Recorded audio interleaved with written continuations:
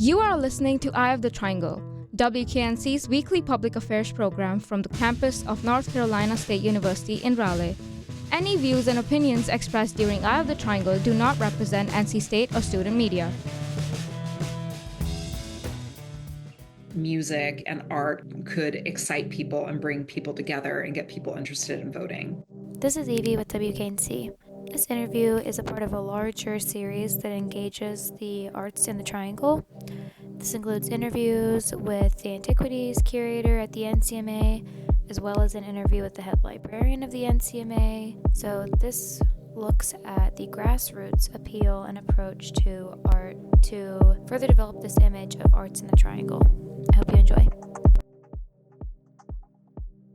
So my name is Amanda Levinson, and I am the co-founder of Voting Arts Lab, which is a arts-driven civic engagement project that seeks to excite young people, motivate young people to vote through arts-driven projects and initiatives. So that's what I was doing in 2024 during the election.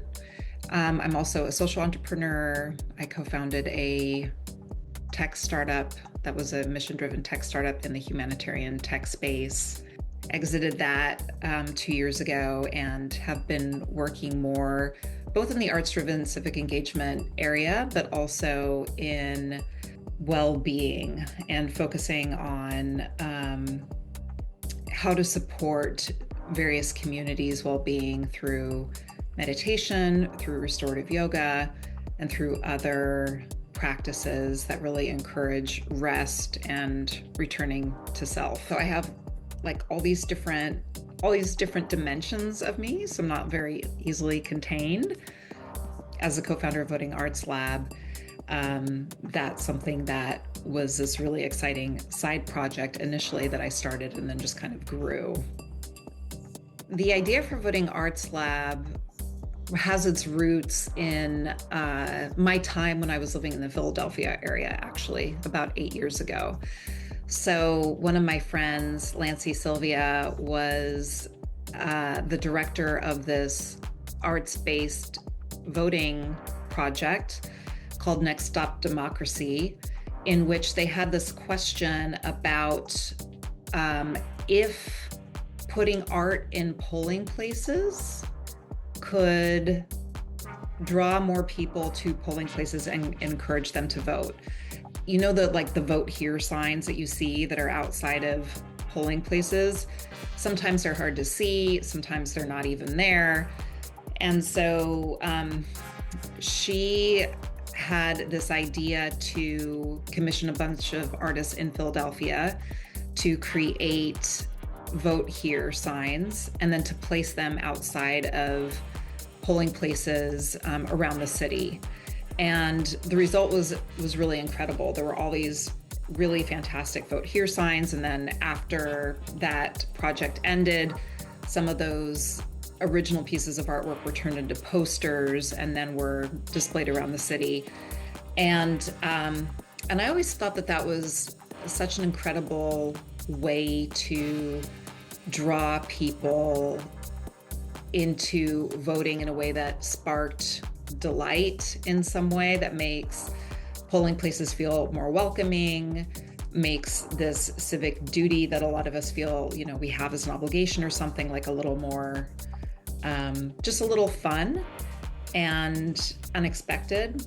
And so this was something that had been at the back of my mind for years. And every election cycle, I'm always involved in get out the vote initiatives. I helped start a local organization here in Durham called Bull City Votes, which was this really grassroots get out the vote organization, which has really taken on a life of its own and does incredible work getting people to register to vote and then also getting them to the polls.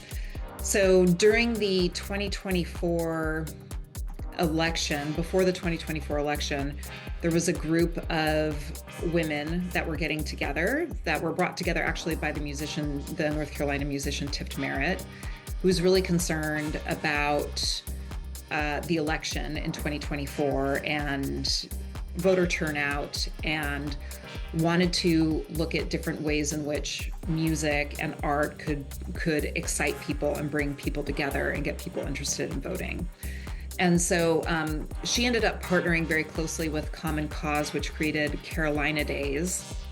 And then Common Cause, they're actually our fiscal sponsor for Voting Arts Lab.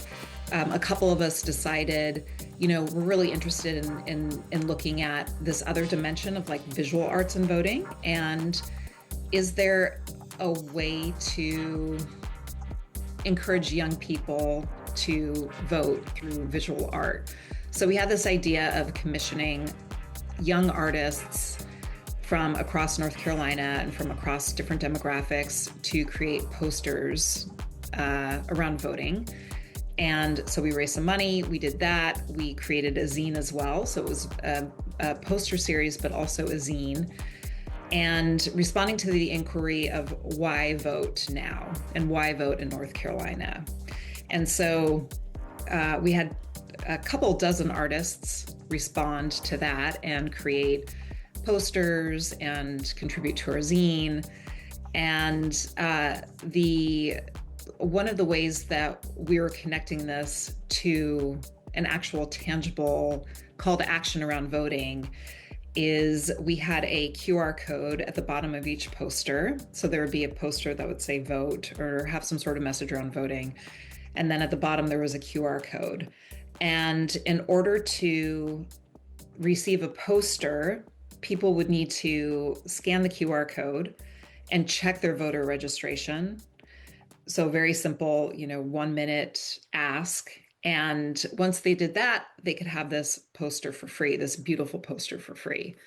So that was how we initially started the project. And then it really just took off from there. Yeah, I mean, I think Durham, so I can really only speak to Durham because that's where I live and that's where I'm seeing stuff. But Durham has a very rich history of arts-based civic activism, and you see it in murals, you see it in artwork that people create, and which is exhibited around town. 21C, which is a hotel and art space in downtown Durham, often has politically themed exhibitions on everything related to like labor and how we view labor and laborers in this country. They actually did a whole democracy themed and voting themed exhibition close to the election in 2024 as well. I think the Nasher definitely often has exhibits too, but those are the Nasher and 21C are places where more established artists can exhibit their work, and it's contained within these walls. I think that one of the things that I'm really interested in is public arts and public arts activism. And so we're seeing more of that in Durham. There's certainly, I mean, everything from again, murals to, I think, more types of guerrilla artwork that you see around town, to Durham has a huge comics and zine community where folks are just being really scrappy and creating more kind of ephemeral pieces as well.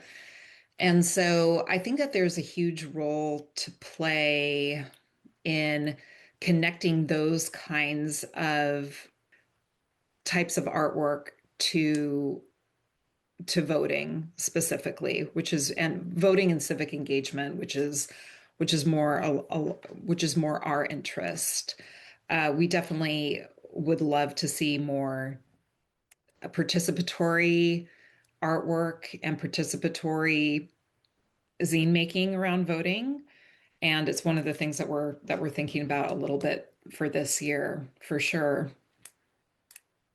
Yeah, it's a good question, and it's something that I think that a lot of activist communities are are engaging with and wrestling with right now, because we're at a time of such incredible civic unrest, and a time when folks are putting so many communities feel threatened, so many communities are expending a lot of effort into organizing and staying vigilant and protecting each other, and there's all these mutual aid networks, and which is critical. And the flip side is also that um, we need ways to tackle burnout and to prevent burnout, and also to, as you said, I really like the idea, this word of reclaim, like reclaiming rest as our birthright as human beings,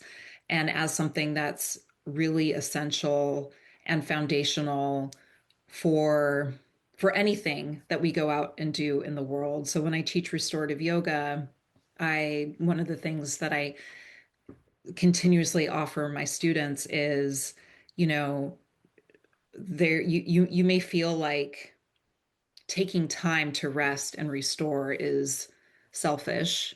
This is the message that we're inculcated with from, you know, the dominant culture, right? Is think about all the things that we learn about rest, like I'll rest when I'm dead, or being resting is lazy, you know, all these different things that we learn about rest.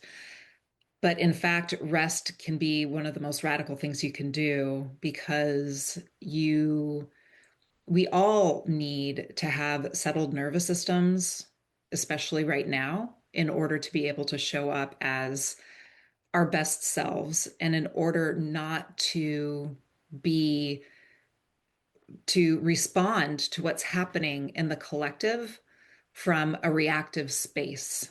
So, if we can take a pause, if we can learn how to pause, if our nervous systems can learn how to pause between stimulus and response, then that's where the transformation happens. And that's where we're really able to be really effective. And so it's challenging right now, because I think there is this tremendous sense of urgency that people feel. And I know from working in the startup world, from working with founders, that and organizers as well, that if you're on a track and you're just running all the time, sometimes it feels like if I stop, then I'm going to lose all my momentum, and that's going to be it. But what I have found in my own practice, as well as working with students, is that it's the opposite. The more you rest, the more effective you are in whatever it is that you're doing. Yeah, it's a good question. I think that one of the really exciting things about living in this time is that crisis creates really creative opportunities, and it creates opportunities for, I would say it creates opportunities for for creative responses. And the Center for Artistic Activism, which was one of the organizations that supported Voting Arts Lab in 2024, they have this incredible community of artists and of organizations that are trying to bring more creative approaches to civic engagement and to voting. So I've become part of this community of artists and artists and activists that are doing all kinds of really creative interventions around voting. And you know, they're all things that I would like absolutely love to test locally. Like, just as an example, one of my favorite ones was a cheerleading squad that shows up at polling booths and like cheers for people when they come out with you know, cheerleaders for voting. That's really fun. There's another organization that that was doing really cool things with like vending machines and those like little claw games where you put money in and you like get an animal and as your prize. So there's all these organizations and individuals that are doing really cool things around voting, stand up comedy around voting. I think that the way that I see ourselves is we're part of this collective right now that understands that voting is under threat and it's more necessary than ever. And at the same time, people feel extremely cynical about it. And so, our more traditional approaches of how we register people to vote, how we get to people to the polls, which traditionally has just been like going door to door, like those kinds of things, calling, texting, like all that that we need to meet people where they are, but also meet people where they are in really creative ways. So, and in ways that inspire and delight and like surprise people. One of the things that I've been thinking a lot about, just to your point about needing both of these, like both the rest and the inspiration and the joy, is I've been really thinking about like, are there ways to combine those two things in some sort of creative intervention around voting, or even not necessarily even voting. I mean, one of the things that I'm really interested in is depolarization, and at a time where it feels like we're really teetering on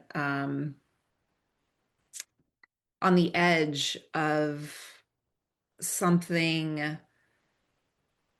We're teetering on the edge of what feels like there could be increasing violence in our communities directed towards each other because of this polarization and because of this othering. So, I'm really interested in like, how do we see each other as human? And how do we bring compassion and empathy to how we view who we consider to be the opposition, the enemy, right? So I think that art could potentially play a really powerful role in that. And in some ways, I feel like that underlies everything else. It's like we can have elections, we can keep going back and forth as to like who's in office, right? Like my party, your party, whatever, back and forth, back and forth. But underlying, there's a deeper current of profound mistrust and hostility that's really growing in so many communities. And I'm really interested in how we counteract that. This is Evie with WKNC. Editing and producing by me. Music by Samuel Shepard. Thanks for listening. Catch you next time.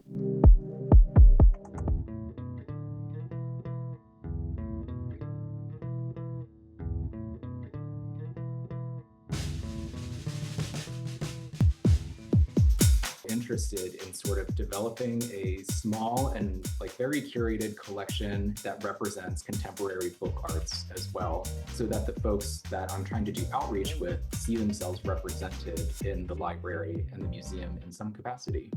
This is Evie with WKNC. I got to talk with the NCMA's head librarian, Wang, organizer of the End Paper Book Fair in the fall. We talked about Raleigh's pivotal place in self-publishing and book culture largely, as it relates to community and the people. I hope this helps you in your journeys through the Triangle and its cultural hubs.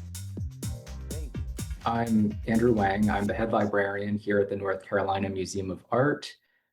Previously, I've worked in libraries around the country, including the University of Oregon and Ringling College of Art and Design. So I actually got a dual master's degree in library science and art history. So that's my background. I always joke that I was drawn to art librarianship specifically because I don't read that much. I love books with pictures, and this field really gives me the opportunity to appreciate and work with literature that is art focused and visual focused. Traditionally, library spaces were really sort of used as like storehouses for books. And so a big part of a librarian's work was cataloging and maintaining physical collections. That still is a large part of librarianship today, but we see a general trend shifting towards focusing on public services and a lot of interdisciplinary work. So the connection to NPaper, for instance, is this sort of desire to promote the library, doing outreach and connecting dots to disparate communities within our region. And of course, a big part of librarianship is also focusing on visual literacy, which is more important than ever these days. A lot of people think about literacy as in like the ability to read and determine what is and is not a credible source. Those are just like pieces of literacy, but you can also apply those and even more complex related ideas to visuals as well. So when you look at an image in, let's say, a news report or in a newspaper or just a random website, how do you determine whether or not it's credible? Is it appropriate to use for certain situations? And then now, of course, with the advent of AI technology, really transforming how we consume information, it's more important than ever to know and make sure that we know that something is accurate if we're using that information to support our beliefs. Book arts in North Carolina right now, that's something that's, I think, unique to Raleigh in this region, is a real resistance to elitism, really. It seems like people are really interested in sharing information and teaching and learning from each other. Here, where we have a lot more families, our population is booming, but you can see that it's leaning towards our older folks and older demographics. That section of our population is growing pretty rapidly, and then also families. So you see more like younger people or parents with their kids come to our fair versus what I've seen, at least in the New York Art Book Fair.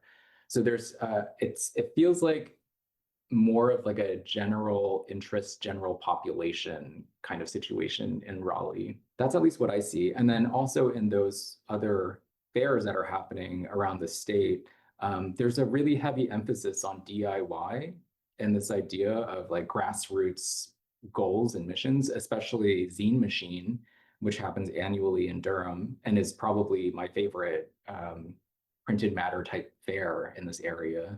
It feels very grassroots and like very community oriented. It's and in line with that, like New York Art Book Fair is so big and so well funded that they have people coming in from all over the world. There's representation like internationally. That's something that I would love to see a little bit more of here in Raleigh, but I think it would be a harder sell. I think there's just so much already here and so much desire to strengthen the community that exists here that continues to be sort of our mission for NPaper. There's so many low cost and free opportunities to do art making in this area. I know that I'll speak to NPaper at least, that's something that we intentionally wanted to be a free, open to all sort of program. So everybody's welcome to come. Our tablers don't have to pay a fee to table with us. They don't pay an application fee or anything. So we are really trying to lower the barriers as much as possible. Now we do have some programs associated with NPaper that are ticketed and might require like a fee, but we also try to minimize those costs as much as we possibly can, so that it fits within our budget. So I think that going to NPaper and communicating with the people who table at this fair is a great way to get connected, especially since this is a gathering of so many disparate parts of the book arts and print communities. So you have younger folks who are making zines, like really low cost, stapled together, sort of like easy self-published material. And then you have retirees who are making like really beautifully crafted book arts that are essentially sculptures, and then like everything in between as well. So it's just such a great opportunity to sort of like pick ideas and develop partnerships with people and create something new. Lots of opportunities to collaborate. And then beyond end paper, I think just in this area, I've also seen so many other workshops floating around everywhere. I know NC State does a bunch of like continuing education classes. I know there's like live drawing sessions at the Fruit sometimes. There's so much. You look in any direction. I've also gone to like more low-key community-based gatherings where people just like bring art supplies and create stuff together. And then I also witnessed this traveling throughout the state for some of End Paper satellite events this year. The communities are there and people want to make stuff. I've gone to, for instance, in Charlotte, their International Arts Festival this year. Jen Garrison, who runs the Queen City Zine Fest, had a bunch of tables set out and a bunch of supplies available for everyone. And a bunch of strangers just came and made zines together. That was like a ton of fun. And something very similar happened in Greenville too, on ECU's campus. So if you look there, the opportunities are everywhere. I think there's so much significance to the like a printed format. I think you consider the early days of like pamphleteering in America, this idea of like being able to mass produce and print a lot of ideas on a physical format that you can distribute very cheaply and very easily and quickly. And that can be used, for good or evil. But it's a way to be able to distribute your ideas and also have them in like a tangible form. So that in itself, I think, is really important to consider. Like there's a long history of associating print with sort of democratic ideals. And then we see that sort of like resurgence in the 20th century with the boom of zine culture. And so there's a lot of arguments about like, what was the first zine? But really the heart of that idea is being able to not only print your own material, but be in charge of the entire process of the publication itself.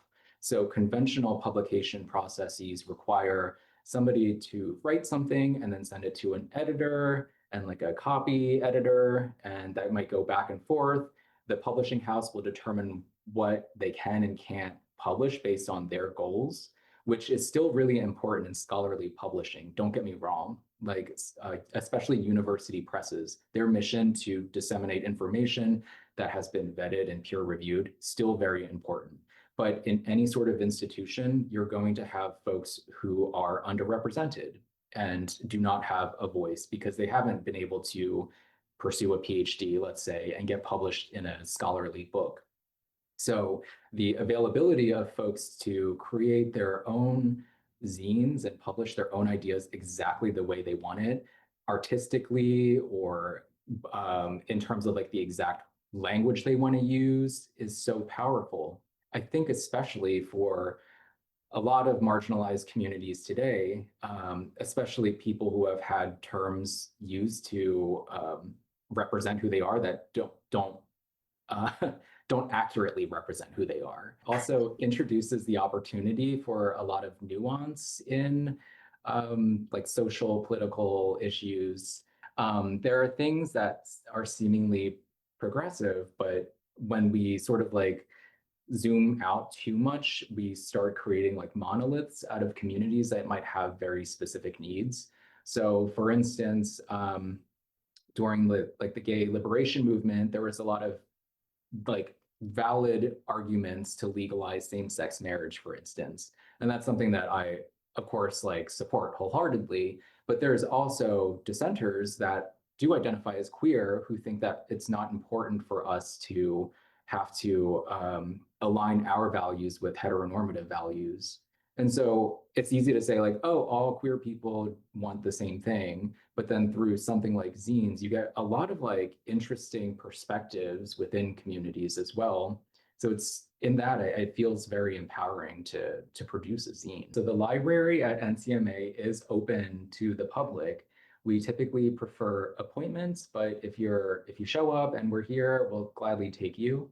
Our public hours are generally Wednesday to Fridays, 10 a.m. to 4 p.m.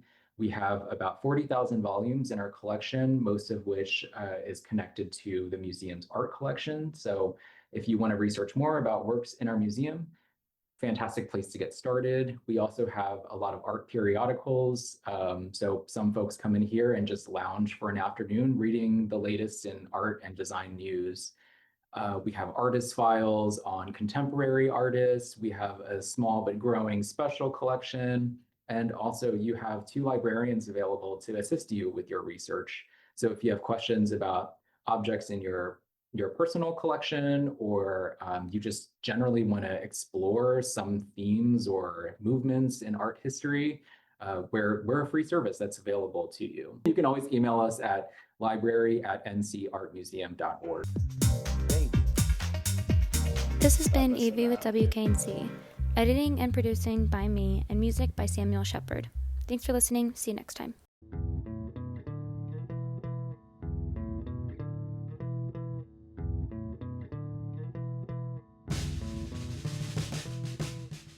This is Kid Lab. We're a nonprofit mobile maker space for kids or for anyone, kids at heart. So we offer like free accessibility to kids at different events in the community to come and make and play, tinker. We're really big on just letting children have that freedom within the artistic space to explore, to make things, to engage their imaginations. I'm the fine artist, and I'm Susan, and then Shannon is a trained educator, so she blends a lot of science and engineering into our projects. We have several stations today at the Rooted Festival. First, monoprints. We are doing some little mini monoprints where you roll out your ink and kind of carve in your design, and then you print it, and we're going with autumnal themes.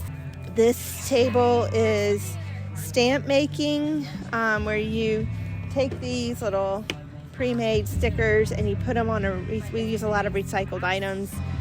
So you put these on a bottle or container lid, and then you can ink it up on a pad. So this is all for the stamping, since we're going with the plant theme today. Yeah, there's such a influx in boxes in people's homes, and so we love to give families ideas of how to use the different cardboard that comes into their house, and we have these wonderful tools. Sam's going to show us how it's done. Yeah, so because we are mobile makerspace and we work with hundreds and hundreds of kids, we need quick, easy, accessible materials that we can replenish and restock the trailer for all these events. So we have found that our cardboard station, besides it being super simple for us to maintain, it's also the most creative. So we have these cardboard cutting tools. She just showed you the chomp saw, which we absolutely love. It's super simple. You feed the cardboard in here, it cuts it. Sam can show you in a minute because he's now a pro. And then we have the handheld electric scissors. We've got several of these. These tend to be the crowd favorite. And we've got all these hole punching tools that go through thick cardboard. And then we talk to kids if they're really interested in how to use hinges and how to use fasteners to work on their design. So a lot of construction methods, a lot of problem solving in real time. We just added a new station, which Olivia is showing over here, our fashion designer. We've been doing Kid Lab for 9 years. We had kind of always imagined being able to take what we do more into the community. So this mobile version became more of a reality. This has been Eye on the Triangle from WKNC 88.1 FM HD1 Raleigh. Our theme song is Krakatoa by Noah Stark, licensed under Creative Commons. To re-listen to this or any other episode, visit wknc.org/podcast or subscribe wherever you get your podcasts. Thank you for listening.